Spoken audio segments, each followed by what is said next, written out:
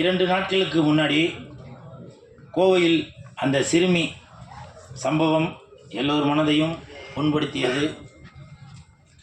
இந்த நேரத்தில்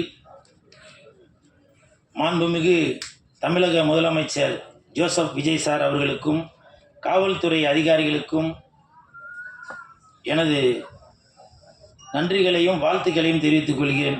எதற்காக என்றால், சம்பவம் நடந்த 24 மணி நேரத்தில் அந்த குற்றவாளியை நீங்கள் பிடிச்சிருக்கீங்க. ஸோ இது காவல்துறைக்கும் தமிழக அரசிற்கும் ஒரு பெருமைப்பட வேண்டிய விஷயம். இன்னைக்கு பல குற்றங்கள் ஏதோ ஒன்று நடந்துக்கிட்டே தான் இருக்குது, அதை தடுக்கவே முடியல. நான் என்ன சொல்கிறேன், விஜய் சார் பாலியல் குற்றம் பண்ணுற அந்த குற்றவாளியை அவரோட நெத்தில பச்சை குத்துங்க. பாலியல் குற்றவாளின்னு ஒரு பச்சை குத்துங்க. அவருடைய ration card, Aadhaar card, voter ID எல்லாத்தையும் தடை பண்ணுங்க. அவன் ஒரு நேரமும் அவன் கண்ணாடியில் பார்க்கும்போது, மற்றவர்களை பார்க்கும்போது கூனி குறுகணும், சாப்பாட்டுக்கு வழி இல்லாமல் இருக்கணும். அப்படி செய்ய முடியுமா? சினிமாவில் மட்டும்தான் முடியும். ஆனால் நீங்கள் நினைத்தால் கண்டிப்பாக நடக்கும்.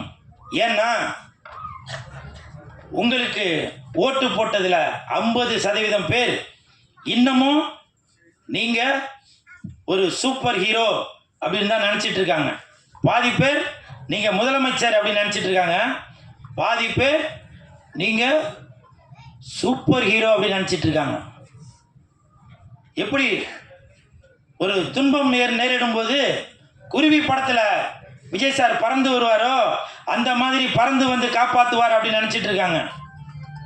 வேலாயுதம் படத்தில் துன்பம் நேரிடும் போது வேலாயுதம் அப்படின்னு சொன்ன காப்பாற்ற வருவாரோ அந்த மாதிரி வருவார் நிறைய பேர் நினச்சிட்டு இருக்காங்க. சர்க்கார் படத்தில் வந்த மாதிரி ஊழலை ஒழிப்பார் அப்படின்னு இன்னும் பாதி பேர் நினச்சிட்டு இருக்காங்க. இன்னும் சில பேர் திருப்பாச்சி படத்தில் வர மாதிரி வில்லன்களையும் ரவுடிகளையும் வதம் செய்வார் அப்படின்னு நினைச்சு 50% பேர் உங்களுக்கு ஓட்டு போட்டிருக்காங்க விஜய் சார். அதனால நான் சொல்ற விஷயம் என்னன்னா, நீங்க இந்த நேரம் 2 கேரக்டர் எடுக்கணும், டூயல் ரோல்ல நடிக்கணும்னு சொல்லவில்லை, மாறணும். பாதி பேருக்கு முதலமைச்சராயிருங்க, பாதி பேருக்கு ஹீரோவாயிருங்க. எங்கெங்கே கஷ்டங்கள் நடக்குதோ அந்த இடத்துல எல்லாம், துன்பங்கள் நடக்குதோ அந்த இடத்துல எல்லாம் ராபின்ஹுட்டா மாறுங்க. உங்களுடைய தந்தையார், நான் பெரிதும் மதிக்கக்கூடிய S.A. சந்திரசேகர் சார் அவர் இயக்கிய நான் சிகப்பு மனிதன் அந்த படத்தில் ரஜினி சார் பகல்ல வாத்தியாராவும் ராத்திரியில இரவு நேரத்தில் கெட்டவர்களை வதம் செய்யும் ஒரு ராபின்ஹுட்டா இருப்பாரு. நீங்க அந்த படம் பார்த்திருப்பீங்க, சில பேருக்கு தெரிஞ்சிருக்காரு. ஏன்னா இப்போ உள்ளவங்கெல்லாம் விஜய் சாரோட ரசிகர்கள் எல்லாம் அந்த காலகட்டத்தில் உள்ளவங்களுக்கு தெரியுமான்னு தெரியல. அதனால விஜய் சார் நீங்க கண்டிப்பாக அந்த டூயல் ரோல் எடுத்தே தான் ஆகணும்.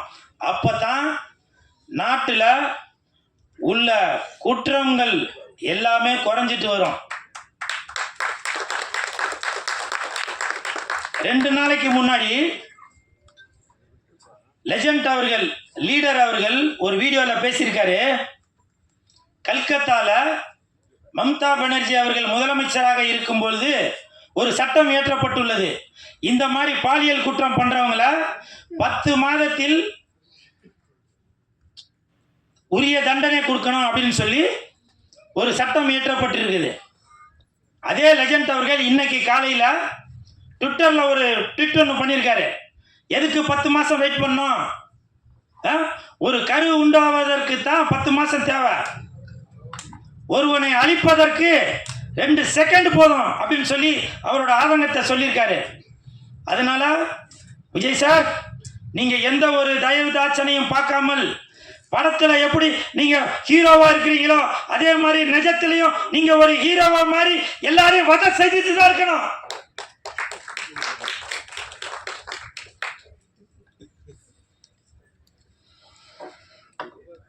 அதே மாதிரி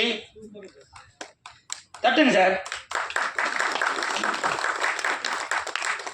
அதே மாதிரி இந்த பாலியல் குற்றம் 2 நாட்களுக்கு முன்னாடி கோயம்புத்தூர்ல நடந்தப்ப அங்க ஐஜி ரம்யா பாரதி மேடம் அவங்க கூட உள்ள சக காவல்துறையினர் சிரிச்சிட்டு இருந்திருக்காங்க.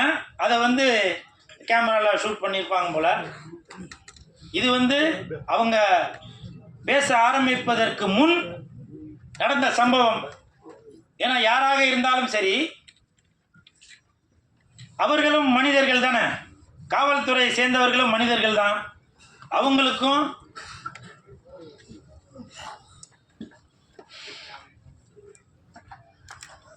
மிருகம் கூட பசிச்சாதாங்க வேட்டையாடுது. ஆனால் இந்த காவல்துறையினர் மக்கள் நல்லா இருக்கணும்னு 24 மணி நேரமும் வேட்டையாடிட்டே இருக்காங்க.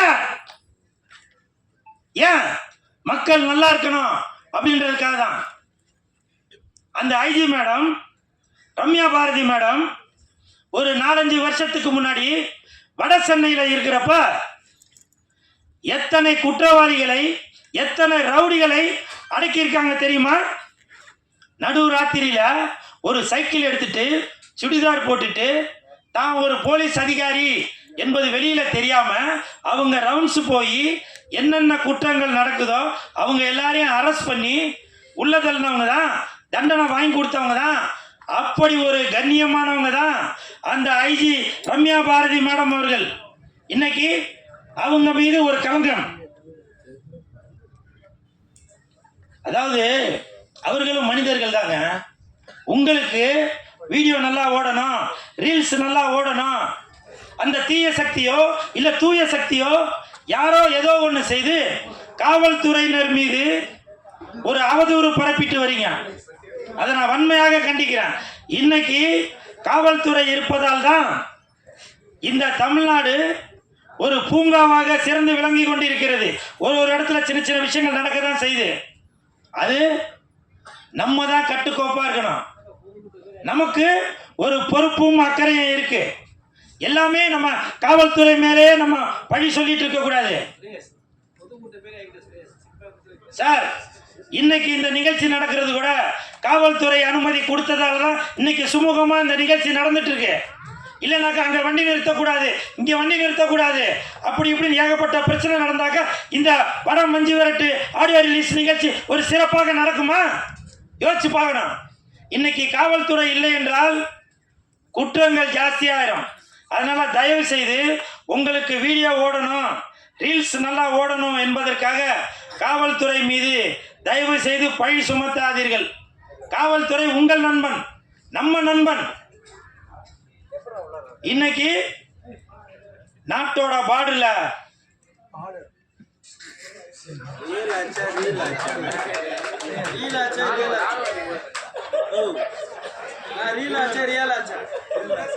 நாட்டோட பார்டர்ல எப்படி ராணுவங்க நமக்காக பாதுகாத்துட்டு இருக்காங்களோ அதே மாதிரி தான் இப்பவும் காவல்துறையினர் ரோந்து வந்துட்டு நமக்காக சப்போர்ட் பண்ணிட்டு இருக்காங்க.